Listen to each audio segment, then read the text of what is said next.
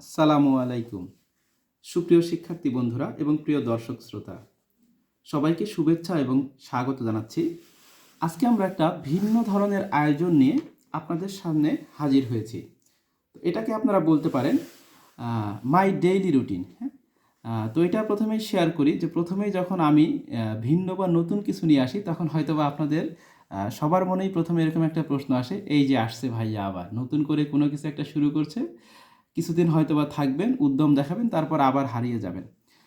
তো এখানে ছোট্ট একটা বিষয় শেয়ার করি। যখন আমি পড়াশোনা শুরু করেছিলাম, তো পড়াশোনা শুরু করার মুহূর্তে আমার মাথার মধ্যে এসেছিল যে আমি যে পড়াশোনাগুলো করছি এটা যদি সবার মাঝে ছড়িয়ে দেওয়া যায়, যে আমি অন্তত যতটুকু জানি বা কীভাবে কী করছি, তাহলে হয়তো বা অনেক শিক্ষার্থী এখান থেকে উপকৃত হতে পারেন।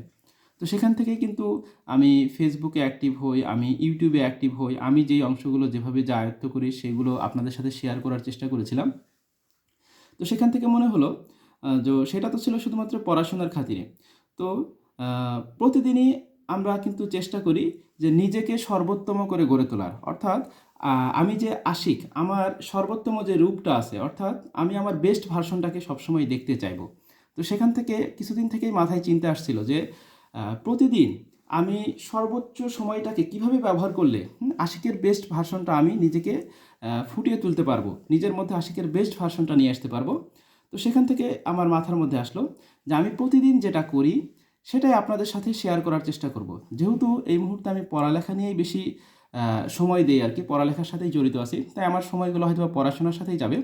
পাশাপাশি ভালো ভালো কোন কোন কাজের সাথে থাকা যায় বা আমি আমার পুরো সময়টাকে কিভাবে ব্যয় করব প্রত্যেকটা দিন, সেই বিষয়টা শেয়ার করতে চলছি। বলতে পারেন যে মাই ডেইলি রুটিন। তো প্রত্যেকের কাছে হয়তো বা বিষয়গুলো ভালো নাও লাগতে পারে। যদি নাও লাগে সমস্যা নেই। তো এখানে কে কী বললো আমিও সেটা আসলে একটু ইগনোরই করার চেষ্টা করছি। আমি আশা করছি হয়তো বা কেউ এখান থেকে কিছুটা হলেও উপকৃত হতে পারে। তো আজকে 23শে জানুয়ারি, আজকে আমার মাথায় প্রথম এরকম একটা পরিকল্পনা আসলো এবং আশা করতেছি এখন থেকে যা হবে সব কিছু আমি ধারাবাহিকভাবে পালন করার চেষ্টা করব। যেহেতু লাস্ট একটা আপনারা অংশ দেখেছেন, সেটা হচ্ছে 90 দিনের প্রিলিমিনারি প্রস্তুতি বিসিএস, সেটাও কিন্তু আমি ধারাবাহিকতা রক্ষা করার চেষ্টা করছি। তো আজকে হচ্ছে আমাদের মাই ডেইলি রুটিনের ডে ওয়ান, অর্থাৎ এটা আগামীকাল থেকে শুরু হচ্ছে 24শে জানুয়ারি। তো আমার যেরকম চিন্তা আছে, যেহেতু আমি একজন মুসলমান, তো শুরুটা করব আমি হচ্ছে ফজরের নামাজ দিয়ে। ফজরের নামাজ আদায় করব, কবর জিয়ারত করব এবং শেষে কুরআন তিলাওয়াত করব। তো এখানে 6টা থেকে 7টা এই সময়ের মধ্যে আমি এই কাজগুলো করব। এরপরে 7টা থেকে 12:30 বা ধরতে পারি যে একেবারে দুপুর 1টা পর্যন্ত আমার যে প্ল্যানিংগুলো আছে, যে ছোট ভাই আরাফাত, হ্যাঁ, আমার শালা বলা যেতে পারে, ছোট ভাই আর কি, সে অ্যাডমিশন পরীক্ষা দিবে আর কি এবছর। তো সকালবেলা তাকে আমার 1 ঘন্টা একটু পড়াশোনাগুলো দেখিয়ে দিতে হয়।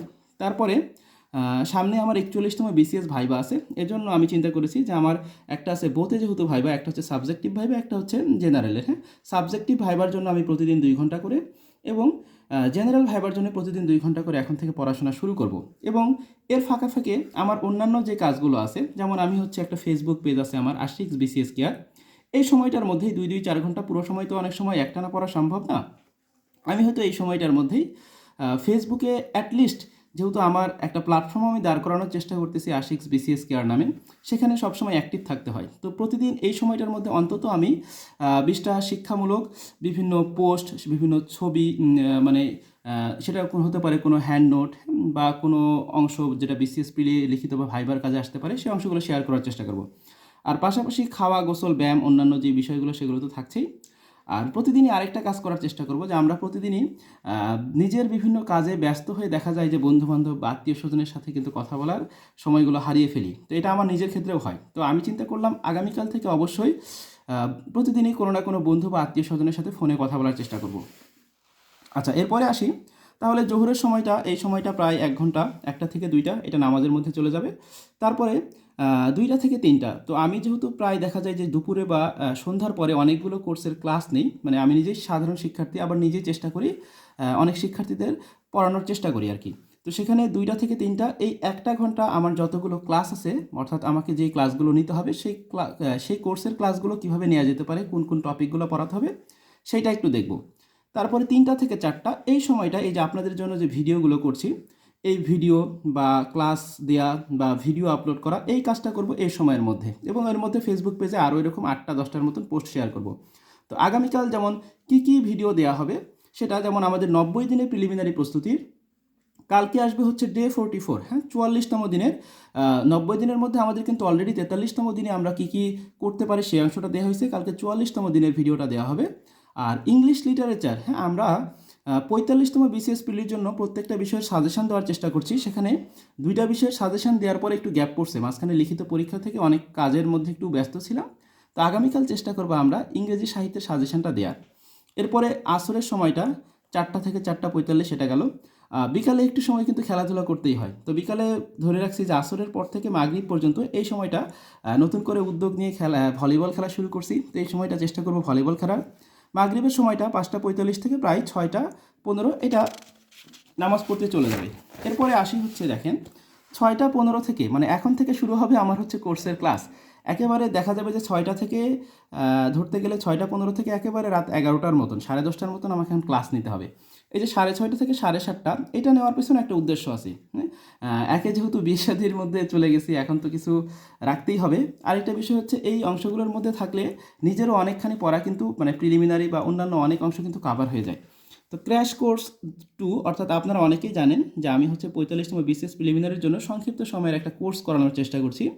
একটা ক্র্যাশ কোর্স 1 এবং একটা আছে ক্র্যাশ কোর্স 2। এই সময়টাতে ক্র্যাশ কোর্স 2 এর ক্লাস। তো কালকের ক্লাসে যে এখানে যে অংশ বাংলা সাহিত্যের কী কী পড়ানো হবে সেটা একটু লেখা আছে, যে প্রশ্ন বিশ্লেষণ, প্রাচীন যুগ, আধুনিক যুগের কী কী কিছু অংশ, ভাষা আন্দোলন, মুক্তিযুদ্ধভিত্তিক সাহিত্যকর্ম, পত্রপত্রিকা ইত্যাদি। 7:30 থেকে 8টা এই সময়টার মধ্যে এশার নামাজ আদায় করে ফেলবো। এরপরে 8টা থেকে 9:15 এই সময় আরেকটা ব্যাচ আছে, সেটা হচ্ছে প্রিলি প্লাস রিটেন, হ্যাঁ প্রিলি এবং লিখিত কম্বাইন্ড একটা ব্যাচ আছে। তো এখানে কালকে যেমন আলোচনা করার চেষ্টা করবো আন্তর্জাতিকের প্রশ্ন বিশ্লেষণ এবং কম্পিউটার অংশটা আজকে পড়ানোর কথা ছিল। আজকে আমি একটু শারীরিকভাবে অসুস্থতা বা কিছু অন্য কারণের জন্য আমি ক্লাসটা নিতে পারি নাই। তো সেই অংশটার মধ্যে কম্পিউটারের কিছু অংশ আলোচনা করার কথা ছিল, সেখান থেকে একটা অংশ আলোচনা করব। কম্পিউটারের পেরিফেরালস বা যে ডিভাইসগুলো আছে সেই ডিভাইস সম্পর্কে সংক্ষিপ্ত আলোচনা করব। আর এরপরে 9:30 থেকে 10:30 পর্যন্ত আরেকটা ব্যাচ আছে, সেটা হচ্ছে ক্র্যাশ কোর্স 1। এটা প্রায় শেষের দিকে। এখানে শুধুমাত্র 2টা সাবজেক্ট বাকি আছে। সেখানে একটা হচ্ছে ইংলিশ গ্রামার। এখানে ইংলিশ গ্রামারের দেখেন অনেকগুলো বিষয় রাখছে একদিনের মধ্যে। Right form of the verbs, subject verb agreement, conditional sentence. আসলে একদিনে কিন্তু এতগুলো পড়ানো মানে একদিন আসলে পড়ানো হয় না, কিন্তু যেহেতু আমার এই কোর্সটা অনেকটা দেখিয়ে দেওয়ার মতো যে আমরা এখান থেকে কী কী পড়তে পারি, কীভাবে আয়ত্ত করতে পারি, এই বিষয়গুলোর মধ্যে কোনটা গুরুত্বপূর্ণ, তো একদিনের মধ্যে আমার এই ক্লাসটা শেষ করতে হবে। এরপর দেখতে পাচ্ছেন যে 10:30 থেকে 11টা এইটা হচ্ছে রাতের খাওয়া। আর এখানে যে অংশটা প্রথমে মনে হলো যে 11টা থেকে 11:30 এই সময়টা, তো এটা মনে করলাম যে এটা একটু মানে কি ভাইস ভার্সা করছি আর কি, একটু চেঞ্জ করছি, যে ফেসবুক ইউটিউব যে অংশগুলো সারাদিনে চালালাম বা কি এটার আপডেটটা কি বা কমেন্টে রিপ্লাই দেওয়া এই অংশটা বা নিজের একটু কি বলা যেতে পারে নিজের প্রোফাইলে একটু ঘোরাঘুরি করলাম। তারপরে অ্যালার্ম সেট করে রাখলাম যে আগামীকাল ভোরে আমাকে আবার উঠতে হবে। আর 11টা থেকে 11:30 অর্থাৎ সকালে আমার যেমন আরেকটা প্ল্যানিং আছে যে আগামী 5 বছরের মধ্যে ইনশাল্লাহ পুরো কোরআন শরীফটা মুখস্থ করার একটা চিন্তা আছে। তো সেখান থেকে প্রতিদিনই চিন্তা করছি যে প্রতিদিনই 2 আয়াত হোক 3 আয়াত হোক আমি মুখস্থ করবোই। তো সকালে যে কোরআনটা আয়াত করব এইটা এই সময় মুখস্থ করতে করতে ইনশাল্লাহ ঘুমিয়ে যাওয়ার প্ল্যানিং আছে। তো এইটা আসলে শেয়ার করার আলাদা কোনো উদ্দেশ্য নেই।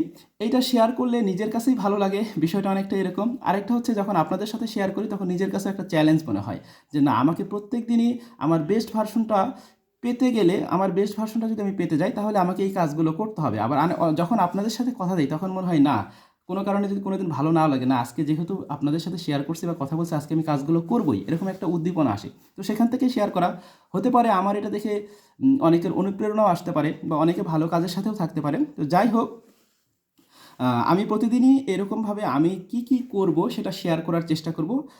আশা করতেছি আপনারা আমার সাথেই থাকবেন আর সর্বদাই আমার জন্য দোয়া রাখবেন। তো আজকের মতো এখানেই শেষ করছি। ধন্যবাদ সবাইকে। আসসালামু আলাইকুম।